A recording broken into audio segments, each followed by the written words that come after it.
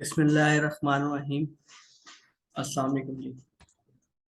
आज हम fourth lecture जो है वो डिस्कस करेंगे और ये आज का जो लेक्चर है वो है CQI इरका ISO 14001 2015 EMS कोर्स का फोर्थ डे और फोर्थ लेक्चर।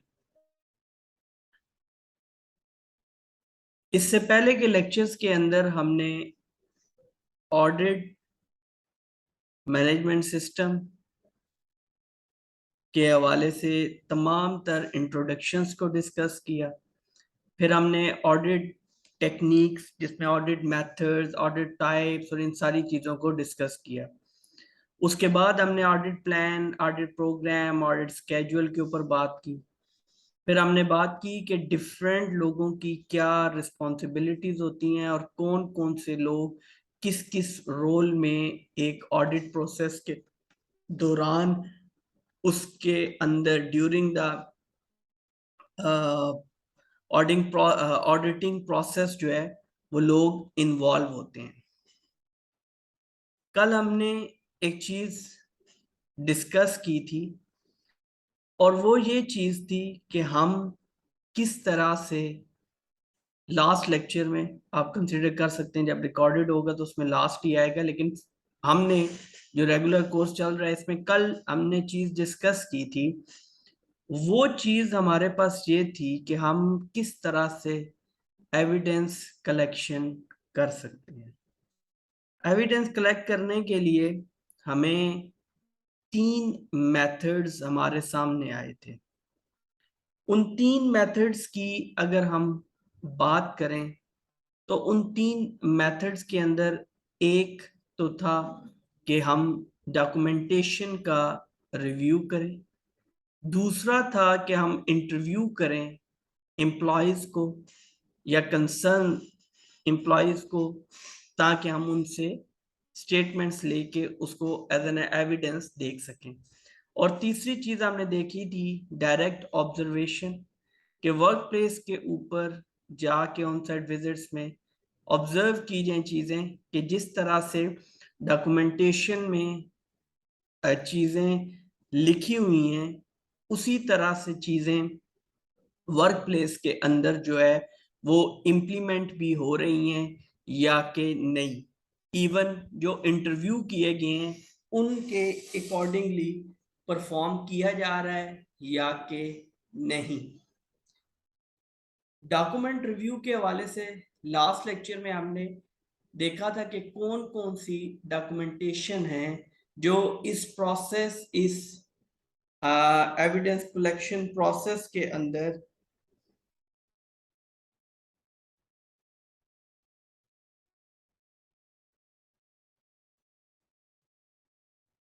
डॉक्यूमेंट प्रोसेस के अंदर जो कलेक्शन की हमने एविडेंस कलेक्शन के अंदर हमें ये चीजें रिक्वायर्ड हैं। अब हम इसको देखते हैं कि इंटरव्यूइंग किस लिए की जाती है, इसके बेनिफिट्स क्या होंगे और उसके अलावा इफेक्टिव इंटरव्यूइंग टिप्स क्या होंगी, और देन हम देखेंगे कि इंटरव्यू में क्या क्या चीजें कंसीडर की जाती हैं। नेक्स्ट सो ऑन ऑब्जर्वेशन और इन चीजों को हम लेके चलेंगे। इंटरव्यूइंग में हमारे पास पहली चीज आती है confirm and gauge the understanding of workers. इसका बुनियादी मकसद जो होता है वो ये होता है कि हमने डॉक्यूमेंटेशंस को देख लिया, हमने ऑब्जर्व की कुछ चीजें कि इम्प्लीमेंटेशन है किस हद तक है, क्या है। हम ये चीज मेक श्योर करते हैं इंटरव्यू के अंदर वर्कर से कि आया जो चीजें, जो मैनेजमेंट सिस्टम या जो रिक्वायरमेंट्स इस्टेब्लिश हुई है उसके अकॉर्डिंगली परफॉर्म करना है, तो क्या वर्कर्स को उसकी अंडरस्टैंडिंग है कि किस तरह से इंप्लीमेंट करना है, ये कंफर्मेशन करना। और उसके बाद गेज करना। गेज का मतलब ये है कि उसकी अंडरस्टैंडिंग है और उसके बाद ये देखना कि जो वो अंडरस्टैंडिंग है उस अंडरस्टैंडिंग का लेवल क्या है। नेक्स्ट आता है हमारे पास टॉप मैनेजमेंट कमिटमेंट।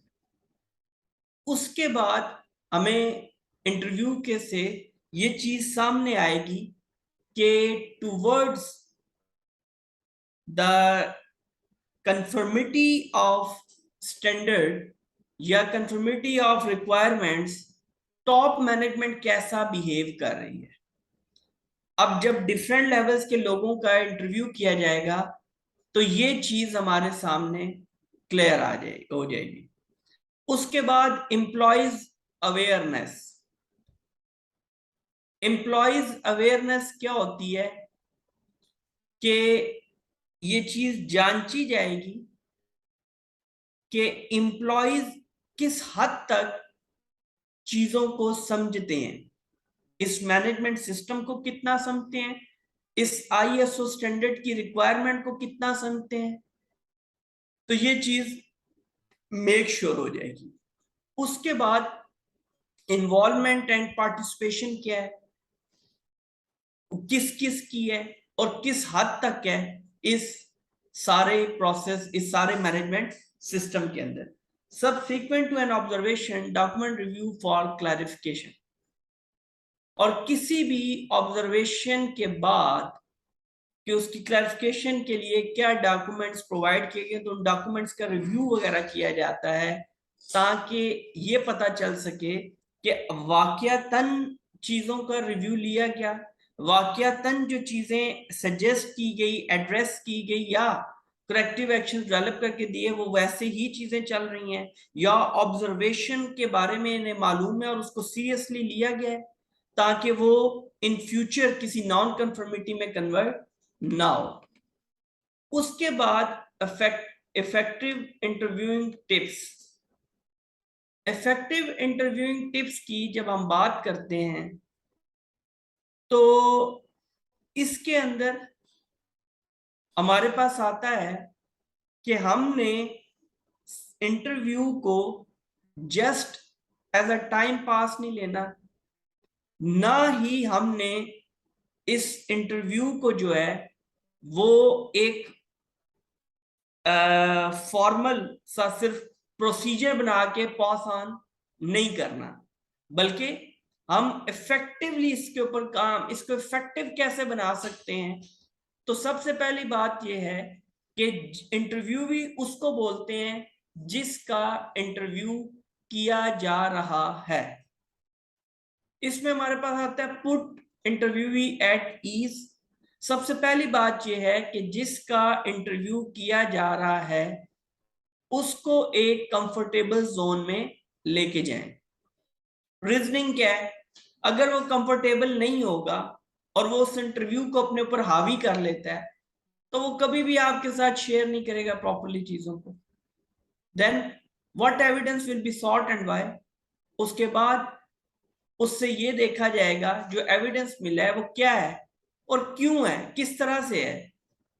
फिर उसके बाद आप उससे, याद रखिएगा हमेशा, ओपन एंडेड क्वेश्चन करेंगे। ओपन एंडेड क्वेश्चंस में मार्जिन होता है कि हमारे साथ जो इंफॉर्मेशन है वो ज्यादा से ज्यादा आएगी। आप अगर किसी से पूछते हैं यू आर देयर, वो क्या देता है, यस नो, तो बात खत्म होगी। और अगर आप उससे पूछते हैं where were you at that time और at particular accident type, incident time, तो वो पूरा आपको एक्सप्लेन करेगा मैं क्या कर रहा था, मैं कहां पे था, मेरे साथ कौन से लोग थे। तो वहां से आपको मजीद सॉलिड एविडेंसेस जो हैं वो कलेक्ट हो सकते हैं। नेक्स्ट आता है रीफ्रेजिंग द क्वेश्चन। एक बात की अगर क्लैरिटी नहीं आ रही या किसी बात को, किसी पॉइंट को, किसी एविडेंस को रिकन्फर्म करना हो तो आप इंटरव्यूई से जो क्वेश्चन है उसको रीफ्रेज कर देंगे। देन आप देखेंगे कि लास्ट टाइम उसी से मिलते जुलते क्वेश्चन का उसने क्या मतलब क्या आंसर किया और अब की बार वो क्या कह रहा है? Create a friendly environment. Friendly environment में कि एट ईज हो, चीजों को डिस्कस करे, फुली बताए क्या था क्या नहीं था, सब चीजें ओके चलें। Use of closed ended questions quite wisely, और जहां पर आप नॉर्मली कंफर्मेशन लेते हैं चीजों की, तो वहां पर आप क्लोज एंडेड क्वेश्चंस जो हैं वो करेंगे। और वाइजली मतलब ये है कि सिर्फ आप किसी चीज के ऊपर जब स्टैम्प कर रहे हैं, कंफर्मेशन दे रहे हैं, एंडोर्समेंट करने लगे हैं, तो देन आप क्लोज एंडेड क्वेश्चन करेंगे। Otherwise the best technique of questioning in conducting any interview वो होती है कि आप हमेशा ओपन एंडेड क्वेश्चंस जो हैं वो करें। Do not jump to the conclusions, कि सिर्फ एक दो बात शुरू से ही आप कंक्लूजन्स पे ना पहुंचे। क्यों? क्योंकि इस फेज में you are just collecting the evidence, और वो तो बाद में एवेल्युएशन होगी एविडेंसेस की, तो आया पता चलेगा ये एविडेंस इतने तगड़े हैं कि हम फाइंडिंग्स के लिए लेके जा रहे हैं या कि नहीं। Listen carefully and with patience, कि जो वो कह रहा है इंटरव्यूई, आपने अपना क्वेश्चन दे दिया, उसके बाद जो वो कह रहा है उसको पूरी तवज्जो के साथ आप सुनेंगे, और पेशेंस के साथ, सब्र के साथ उसको कहने दें वो जो बोल रहा है। बार बार काटेंगे, चीजें डाइवर्ट होती चली जाएंगी, और आपको किसी भी पॉइंट पे समझ नहीं आएगी कि ठहरना कहां पे। रिमेन न्यूट्रल, के बाइस्ड ना हो, ना उसके अगेंस्ट चले जाएं ना उसके फायदे में चले जाएं। आस्क रेलेवेंट क्वेश्चन ओनली, कि जो उससे रेलेवेंट है सिर्फ वही क्वेश्चन करें। ये वो इफेक्टिव इंटरव्यूइंग टिप्स हैं कि ड्यूरिंग इंटरव्यू आपने इस तरह की टेक्निक्स को यूज करते हुए कंडक्ट करना है किसी भी इंटरव्यूई का इंटरव्यू। नेक्स्ट आता है जी इंटरव्यू कंसिडरेशंस। इंटरव्यू कंसिडरेशंस के अंदर हमारे पास चीजें आती हैं कि आपने इन चीजों के ऊपर कंट्रोल रखना है, जिसमें से अभी मैंने लास्ट जो बात की थी, आप दाएं बाएं नहीं जाएंगे, डिस्ट्रैक्शंस वगैरह नहीं करेंगे, बल्कि बात पूरी सुनेंगे और चलने देंगे। अब इंटरव्यू के अंदर आप देखेंगे फियरफुल ऑर्गेनाइजेशनल इश्यूज, कि ये देखें कि आपका जो इंटरव्यू ही है, जिसका आप इंटरव्यू कर रहे हैं, वो फियरफुल तो नहीं है। फियरफुल क्यों हो सकता है? ऑर्गेनाइजेशनल इश्यूज की वजह से, कि मैं सच बोलूंगा कहीं कल को पकड़ ना ले ऑर्गेनाइजेशन, सैलरी तो उन्होंने ही देनी है ना भाई।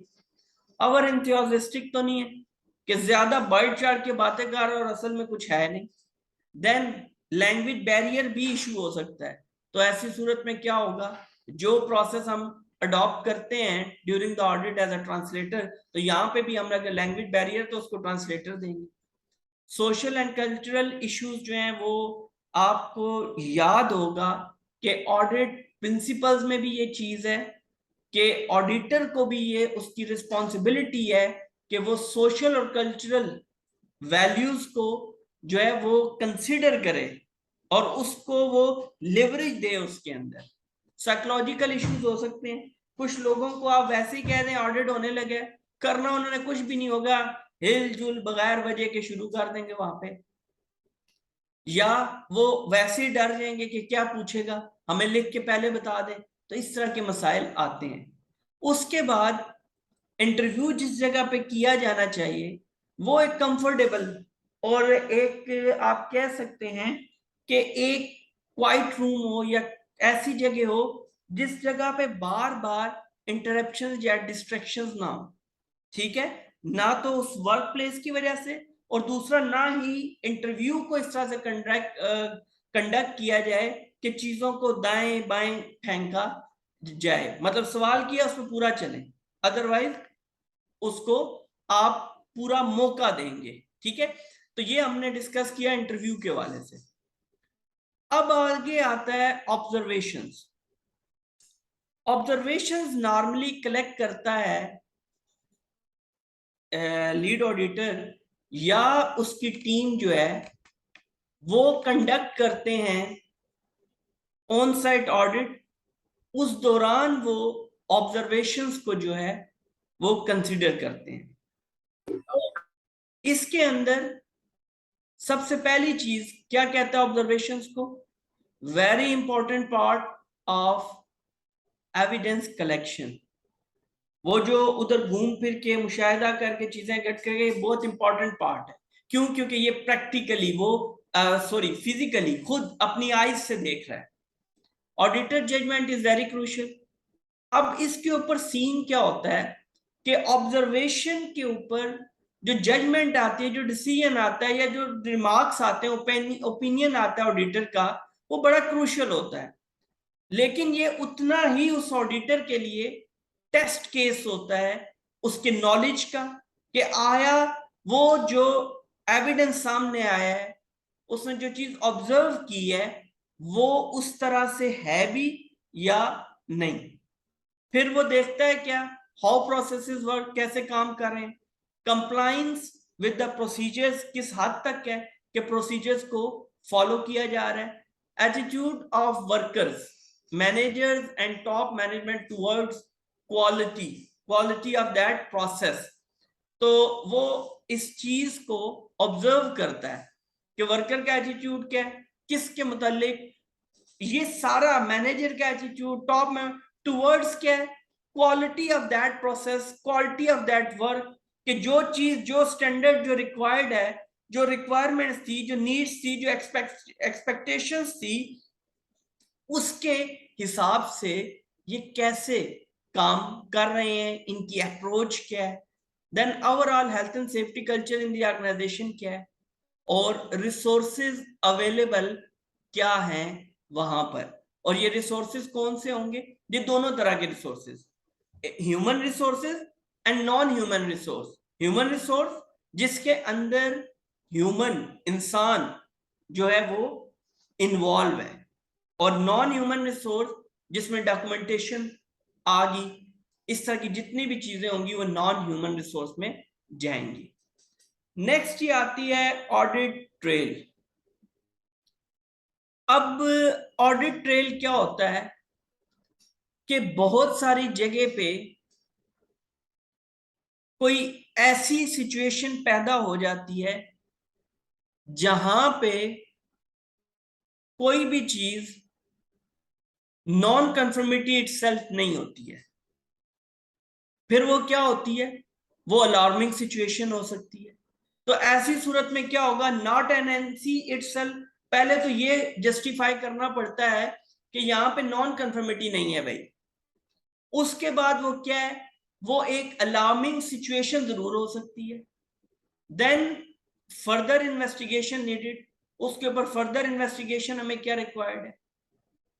उसके बाद एक्सटेंड ऑफ फर्दर इन्वेस्टिगेशन क्या होगा, मतलब फर्दर इन्वेस्टिगेशन रिक्वायर्ड है, डिसीजन हो गया, और वो इन्वेस्टिगेशन किस लेवल तक की होगी, क्योंकि इन्वेस्टिगेशन के भी डिफरेंट लेवल्स हैं। ठीक हो गया जी। उसमें हमारे पास मिनिमम, लो, मीडियम, हाई, इस तरह की इन्वेस्टिगेशन का लेवल होता है। तो ये हम उस जगह पे सिचुएशन के पॉइंट ऑफ व्यू से, और सिचुएशन की एक्चुअली पोजीशन को, कंडीशन जो सिचुएशन वहां पे क्रिएट होगी है, उसके हवाले से वहां पर डिसाइड करेंगे। अब जी कम्युनिकेशन ड्यूरिंग द ऑडिट, मैंने आपको पहले बताया था कि जो लीड ऑडिटर है ये सबसे पहले इनिशिएट जब करते हैं ऑडिट प्रोसेस को, ये इस्टेब्लिश करता है, डेवलप करता है। क्या चीज इस्टेब्लिश और डेवलप करता है? ये सबसे पहला काम इसकी जो प्रायर या प्राइम रिस्पॉन्सिबिलिटी है, रोल है, कि ये एक कॉन्टेक्ट डेवलप करता है ऑडिटी ऑर्गेनाइजेशन के साथ। ठीक है जी। और उसके बाद इनिशियल कांटेक्ट के बाद चीजें, ऑडिट प्लान, प्रोग्राम सब बन गया, बावजूद इसके ड्यूरिंग द ऑडिट भी कम्युनिकेशन होती है। उस सूरत में लीड ऑडिटर जो है मोस्टली कम्युनिकेट करता है ऑडिटी ऑर्गेनाइजेशन के साथ या अपनी ऑडिट टीम के साथ। अब ये किस लिए होगा? To apprise auditee about the audit progress, किस तरह से चल रही है उस पे उसको अवेयर करता रहेगा। फॉर सीकिंग एविडेंसेस, वो कम्युनिकेट इसलिए कर रहा है, किसी जगह पे उसको ट्रेल में जाना है, उसकी ट्रैकिंग में जाना है, ठीक है, ट्रेसेबिलिटी में जाना है, ट्रेस आउट करना है, तो वो उनसे पूछ सकता है ताकि वो अपने एविडेंस को जस्टिफाई भी कर सके और उसके प्रॉपर फाइंडिंग्स और कंक्लूजन की तरफ ले जाए। To ensure there is no surprise for auditee in closing meeting, और इंश्योर करे कि वहां पर कोई सरप्राइज नहीं है। किसके लिए? ऑडिटी के लिए इन क्लोजिंग मीटिंग। मतलब वो चीजों को लेके चलता रहे, ऐसा नहीं है कि वो सिर्फ जब क्लोजिंग मीटिंग आए उसका गाइड भी साथ साथ चल रहा है, ऑब्जर्वर भी चल रहा है, तो ये जाके भाई साहब वहां पे मीटिंग में कोई ऐसी चीज कर लें जो बिल्कुल सरप्राइजिंग हो, ये तो हुआ नहीं या था नहीं, तो वो उसको मैनेज करके चलेंगे। ताकि ऑडिटी उसका एक इश्यू होता है, ये छोटी छोटी चीजें हैं। कई दफा क्लोजिंग मीटिंग में क्या है, वो ऑडिटर जो है वो आपका जाके स्टंट मार देता है। उसके नतीजे में क्या होता है, ऑडिटी उस एक स्टंट की वजह से जो करेक्टिव एक्शंस जब बाकी की पॉजिटिव चीजें होती हैं वो भी साइड पे फेंक देता है, और फिर वो ऑडिट का जो मकसद है उसके मरने की इब्तिदा वहां से हो जाती है। तो इसलिए सरप्राइज नहीं करेगा, चीजों को लेके चलेगा, उनकी प्रेजेंटेशन प्रॉपर करेगा और साथ साथ चलेगा। Any concern of audit team होगा तो वो कम्युनिकेट होंगे।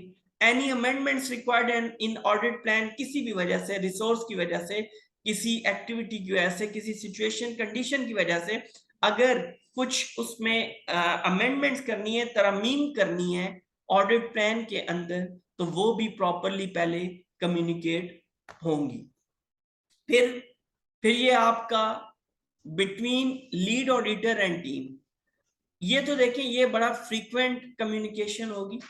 ये फ्रीक्वेंट कम्युनिकेशन इसलिए होगी, he is chairing the team of auditors, और अगर उन्हीं से वो बात नहीं करेगा तो देन इश्यूज आएंगे, चीजें टाइम पे नहीं होंगी, तो ये तो हो ही नहीं सकता ना। मतलब आप ये इस चीज को सोच भी नहीं सकते कि लीड ऑडिटर और टीम लीड के दरमियान में क्या नहीं होगा, किसी भी तरह का कम्युनिकेशन ना हो। वो तो हर लम्हे पे कम्युनिकेशन हो सकती है। हर लम्हे से मुराद ये है, एक एक्टिविटी दी जिस चीज का ऑडिट है, जिस प्रोसेस का है, उस पर आउटपुट वो लेगा।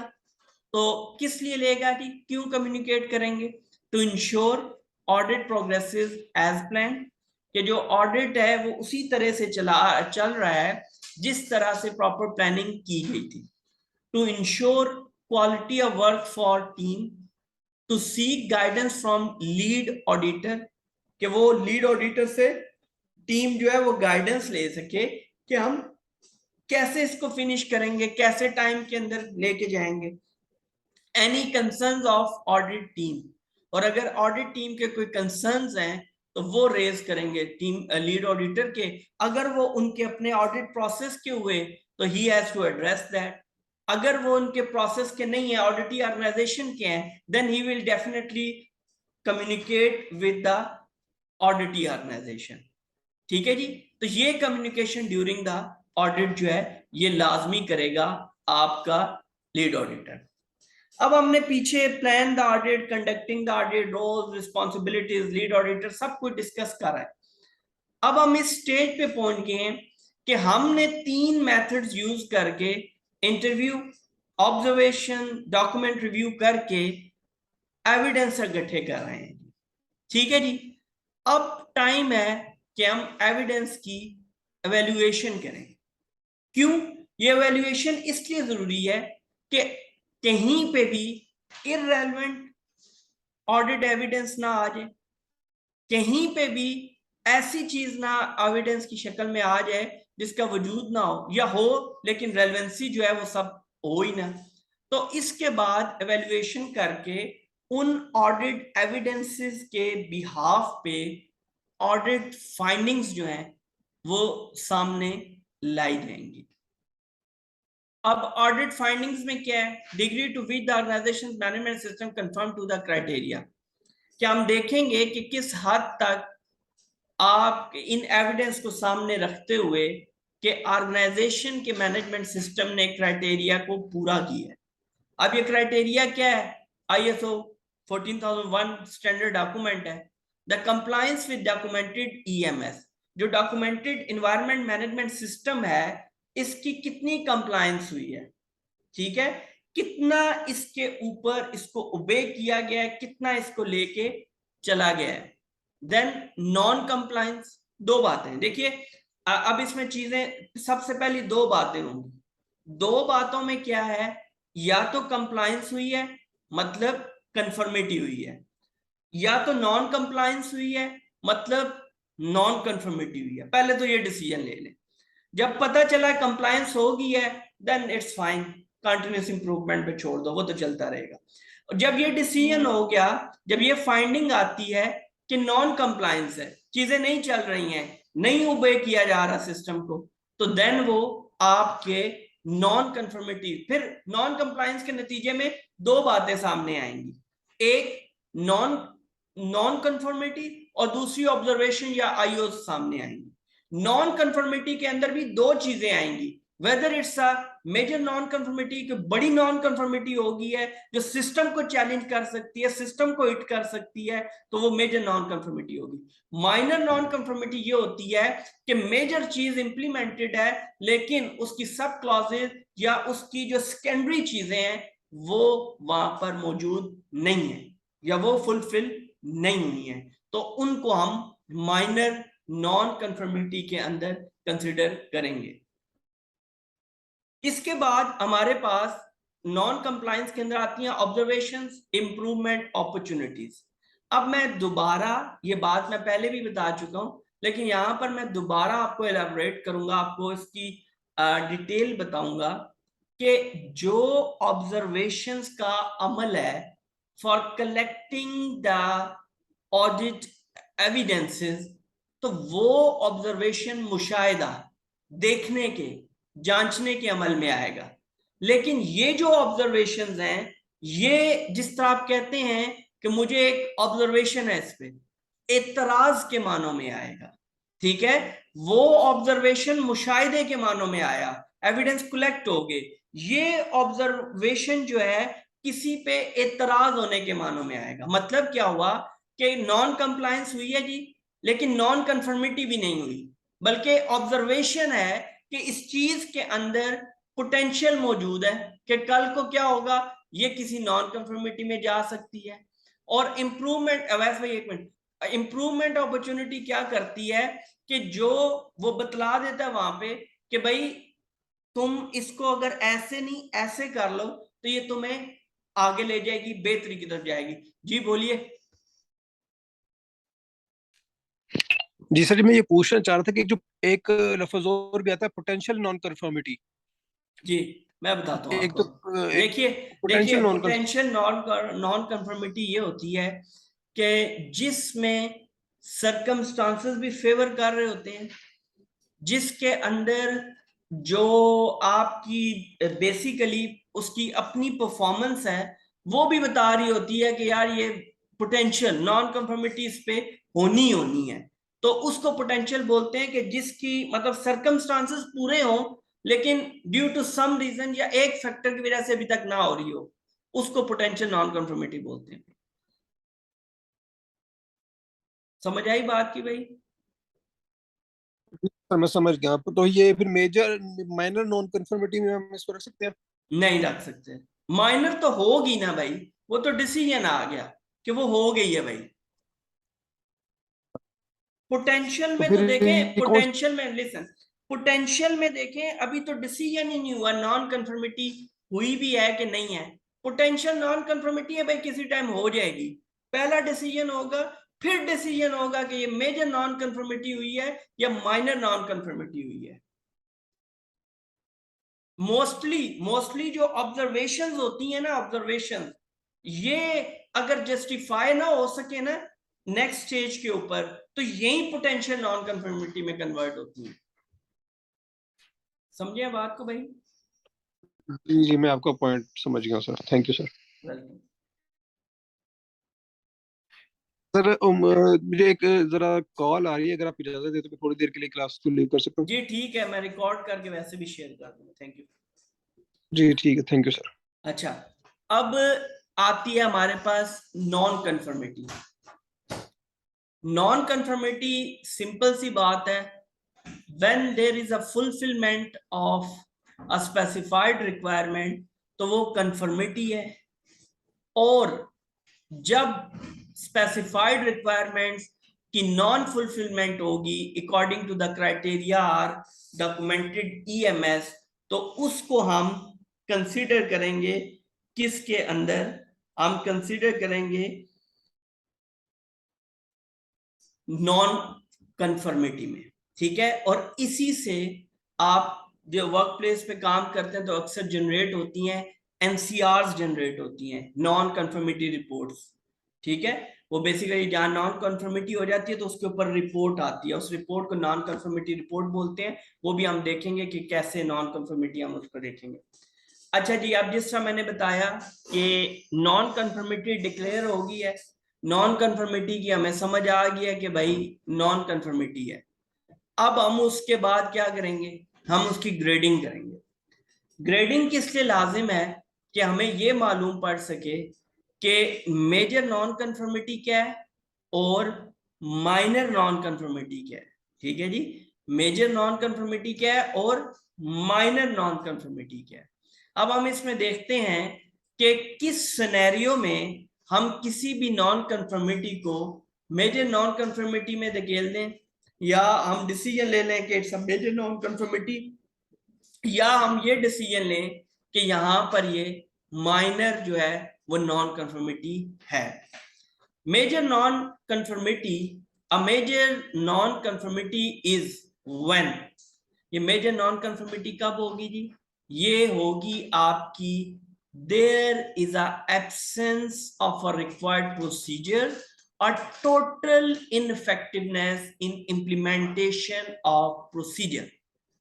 पहली बात क्या है, पहला पॉइंट है कि एक रिक्वायर्ड प्रोसीजर है वो सिरे से मौजूद ही नहीं है, या वो मौजूद है लेकिन उसकी जो टोटल इनइफेक्टिवनेस है, मतलब इंप्लीमेंट होने के बावजूद वो प्रोसीजर इफेक्टिव ही नहीं है, उसका कोई फायदा ही नहीं है, उसका कोई हमें किसी भी तरह का कोई लेना देना, हमें फायदा ही नहीं हुआ उसकी इंप्लीमेंटेशन का, तो ऐसी सूरत में हम उसको मेजर नॉन कंफर्मिटी में ले जाएंगे। देन इनइफेक्टिवनेस ऑफ अ की aspect of quality management system या एनवायरनमेंट मैनेजमेंट सिस्टम क्या है कि की aspect of quality management system या एनवायरनमेंट मैनेजमेंट सिस्टम उसके अंदर मिसिंग है, तो हम उसको फिर भी लेंगे मेजर नॉन कंफर्मिटी।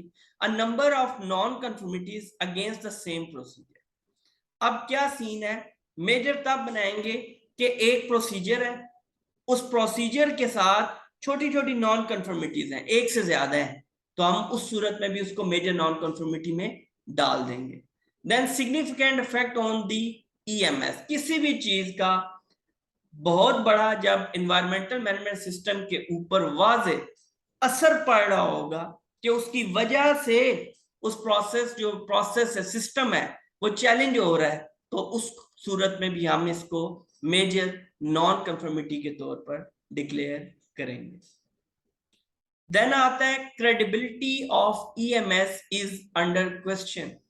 ये बड़ी बात है कि चीजें इंप्लीमेंट होने के बावजूद इन्वायरमेंटल मैनेजमेंट सिस्टम के पॉइंट ऑफ व्यू से क्रेडिबल नहीं है, मतलब कि आप उसको उसके साथ क्रेडिबिलिटी है ही नहीं, तो फिर ये अंडर क्वेश्चन चला जाएगा। जब अंडर क्वेश्चन चला जाएगा और क्रेडिबिलिटी तो सबसे बड़ी चीज है वो ही चैलेंज हो जाती है, तो वो फिर हम उसको हर सूरत मेजर नॉन कंफर्मिटी जो है वो डिक्लेयर करेंगे।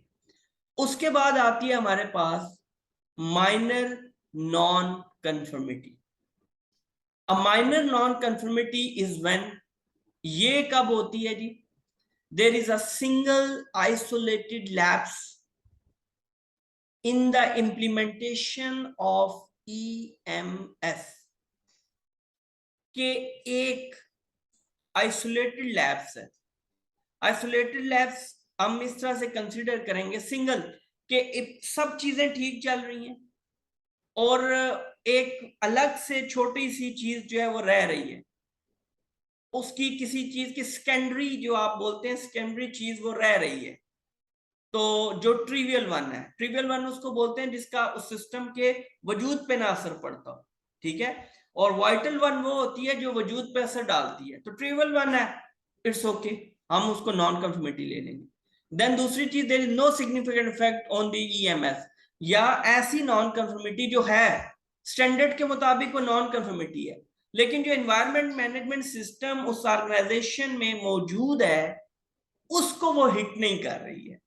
जब वो उसको हिट नहीं कर रही है तो उसको हम कंसीडर करेंगे नॉन कंफर्मिटी में। अब जी हमारे पास आता है ऑब्जर्वेशन, इंप्रूवमेंट, अपॉर्चुनिटी। देखिए ये जो बात मैंने कुछ देर पहले डिस्कस की वो यहां पर आ जाएगी, वो पोटेंशियल वाले। एन ऑब्जर्वेशन या IO, improvement opportunity, raised by the auditor once. There is a situation with potential non-conformity, इसको observation बोलते हैं। There is a situation with potential non-conformity and requires clarification from the audit to ensure the effectiveness of EMS। कि जब आपकी एक ऐसी situation पैदा होती है जो पोटेंशियली नॉन कंफर्मिटी है, आपको दिख रही है नॉन कंफर्मिटी है, और उसके ऊपर आपको क्लैरिफिकेशन रिक्वायर्ड है ऑडिटी की तरफ से, ठीक है जी। पोटेंशियल नजर आ गया है, जब नजर आ गया तो आप किस तरफ जाएंगे, क्लैरिफिकेशन लेंगे, किससे, ऑडिटी से। अगर वो इंश्योर करता है, वो उसको अगर हैंडल कर जाता है तो वो किधर जाएगी, वो तो वापस हो जाएगी नॉन कंफर्मिटी में। देन और अगर वो नहीं कर पाता तो ये फिर नॉन कंफर्मिटी में चली जाएगी, ठीक है जी। फिर आती हैं ऑब्जर्वेशन में IOs. IOs are although not a binding on auditor to comply, but they really add value in EMS। Improvement opportunity मैंने पहले बताया कि एक ऐसा आपको चांस मिलता है, एक ऐसा मौका मिलता है जिसके अंदर जो मतलब दिखाई देता है कि अगर ये चीज कर ली जाए तो इससे मजीद सिस्टम में बेहतरी आएगी, सिस्टम अच्छा हो जाएगा, सिस्टम और ज्यादा इफेक्टिव हो जाएगा, तो उसको हम इंप्रूवमेंट अपॉर्चुनिटी बोलते हैं। लेकिन ये बाइंडिंग नहीं होती है, ये नहीं होता कि ऑडिटर ने पाबंद कर दिया है कि ऑडिटी को that you have to perform according to that. वो सिर्फ उसको इसलिए देता है कि भाई कि आप ये अगर कर लेंगे आपका सिस्टम अच्छा रन हो रहा है, बावजूद इसके इससे एक पोटेंशियल इसके ऊपर जो है एक अच्छा असर जो है वो इसके ऊपर पड़ सकता है या पड़ेगा। नेक्स्ट हमारे पास आता है नॉन कंफर्मिटी स्टेटमेंट फीचर्स।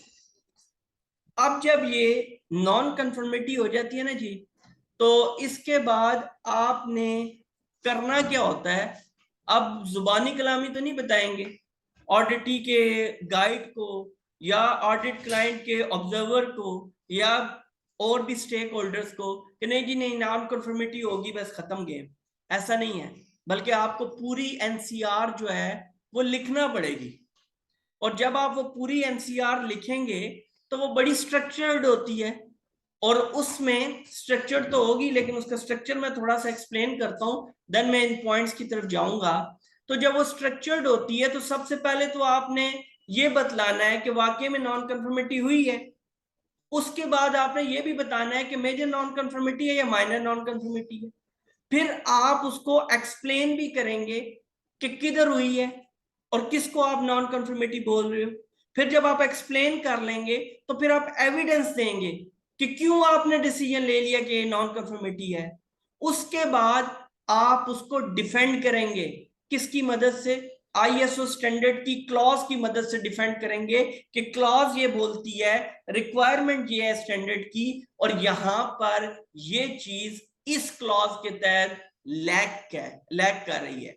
तो ऐसी सूरत में आपको ये तमाम तर इंफॉर्मेशन उस एनसीआर जो नॉन कंफर्मिटी रिपोर्ट है उसके अंदर लाजमन डालनी पड़ेगी। ठीक है जी। अब नॉन कंफर्मिटी स्टेटमेंट फीचर्स कि जो एनसीआर आप क्रिएट करेंगे या आप एक वो रिपोर्ट जनरेट करेंगे तो उसके कुछ फीचर्स हैं।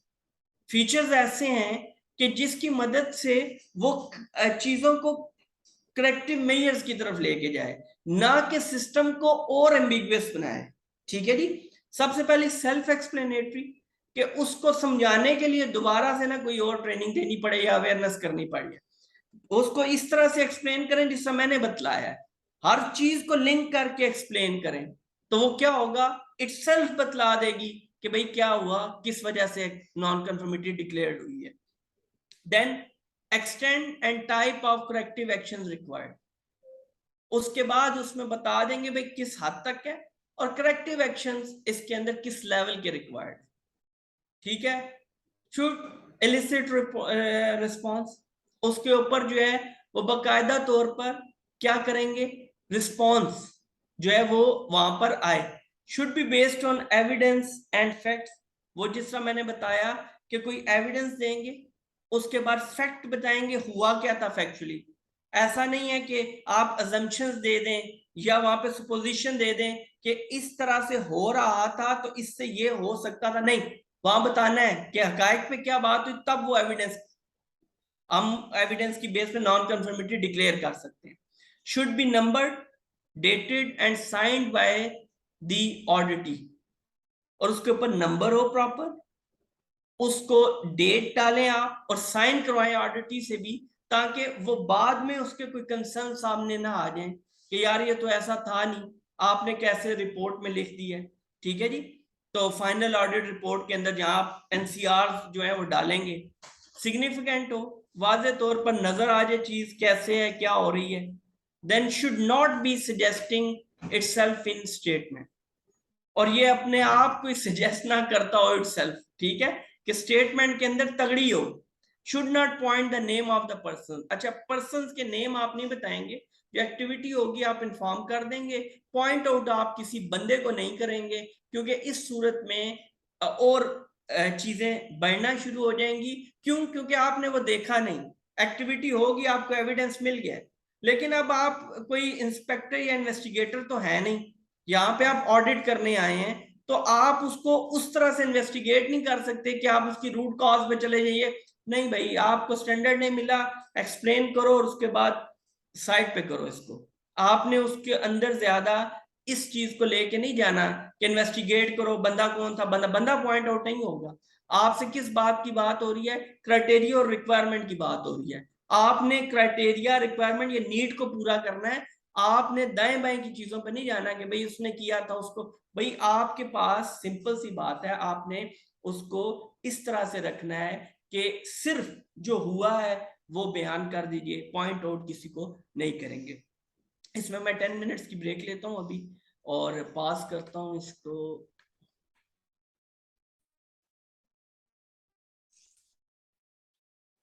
अच्छा जी, अब हम देखते हैं इसके अंदर ऑडिट रिपोर्ट, कि ऑडिट रिपोर्ट की प्रिपरेशन कैसे की जाएगी और इसको डिस्ट्रीब्यूट कैसे और किस किस को किया जाएगा, और इस ऑडिट रिपोर्ट में क्या क्या चीजें जो है वो डिस्कस होंगी।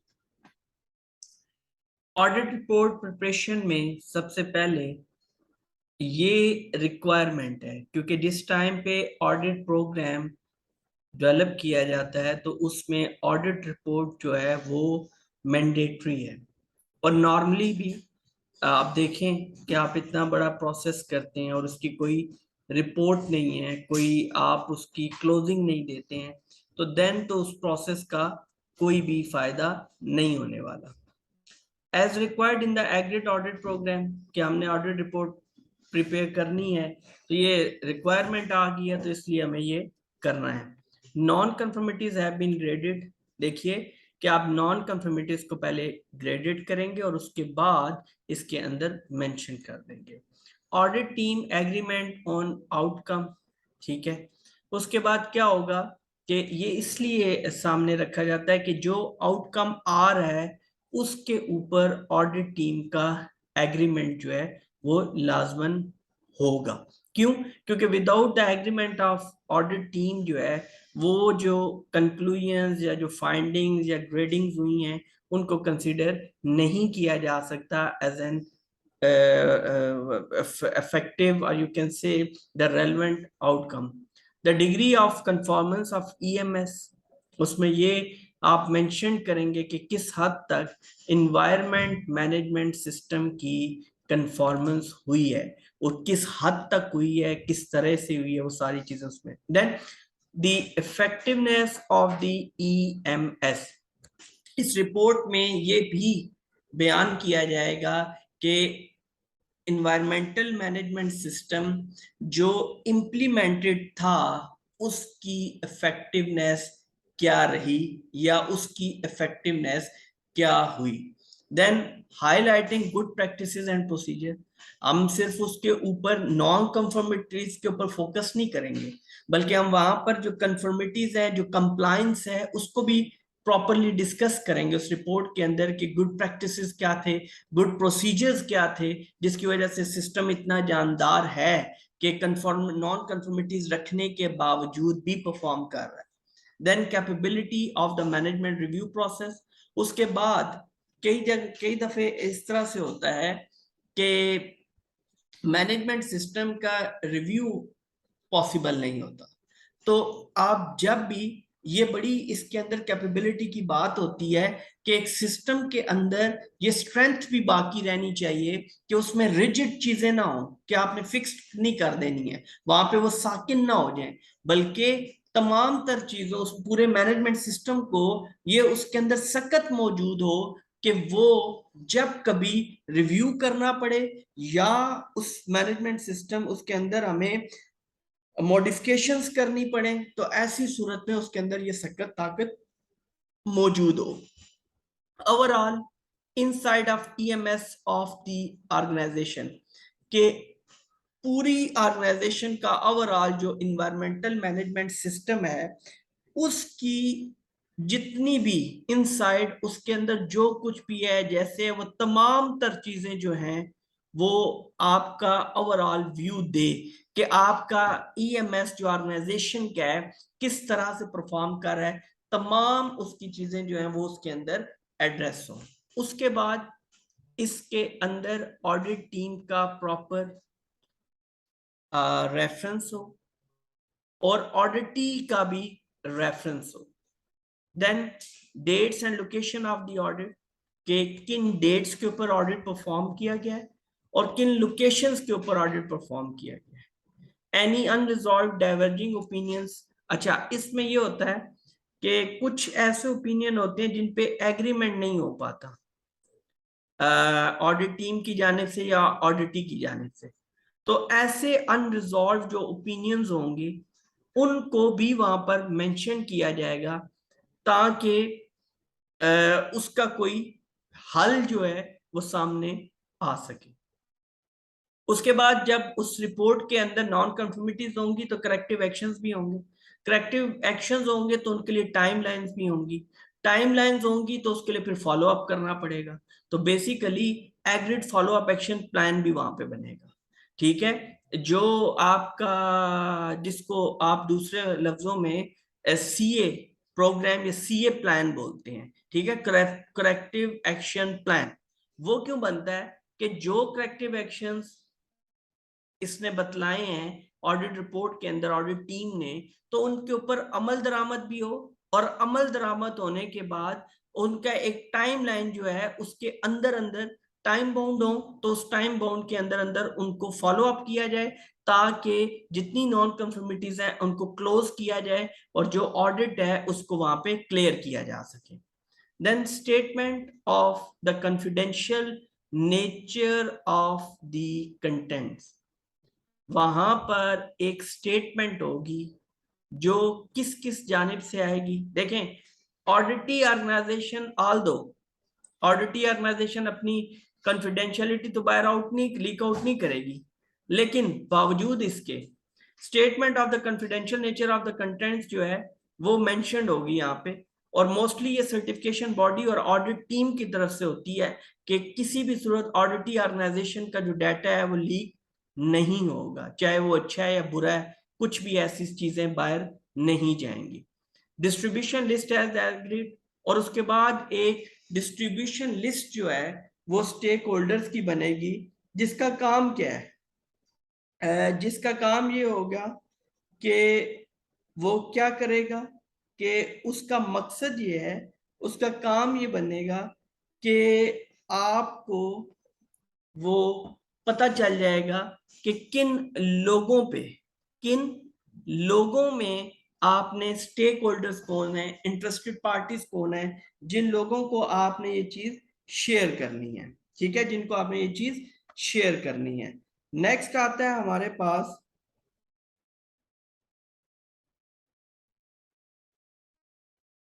नेक्स्ट आता है ऑडिट रिपोर्ट डिस्ट्रीब्यूशन। अब ऑडिट रिपोर्ट जो डिस्ट्रीब्यूशन होगी वो क्या है कि वो हम इसके अंदर देखेंगे कि किस किस को है, और इसके अंदर issued with in agreed time, जितने टाइम में कमिट हुआ था ऑडिट प्लान के अंदर, ऑडिट प्रोग्राम के अंदर, उस स्केड्यूल के अंदर अंदर जो ऑडिट रिपोर्ट है वो कंपाइल करके इशू की जाएगी। देन आता है हमारे पास इसके अंदर जो है वो है if delayed reasons must be mentioned, कि किसी सूरत में किसी वजह से वहां पे डिले हो जाता है, आप ऑडिट रिपोर्ट, ऑडिट टीम जो है वो प्रोड्यूस नहीं कर पाती, तो वो फिर रीजंस लिखेंगे कि why they have taken much time और more time than the agreed time, तो वो फिर वहां पर बतलाया जाएगा। उसके बाद ये डेटेड होगी, reviewed and approved age appropriate, जहां जहां से उसका अप्रूवल चाहिए, जहां जहां से उसका रिव्यू चाहिए वो होगी, ठीक है, और उसके बाद जो है वो डिस्ट्रीब्यूट हो जाएगी एज पर ऑडिट प्लान।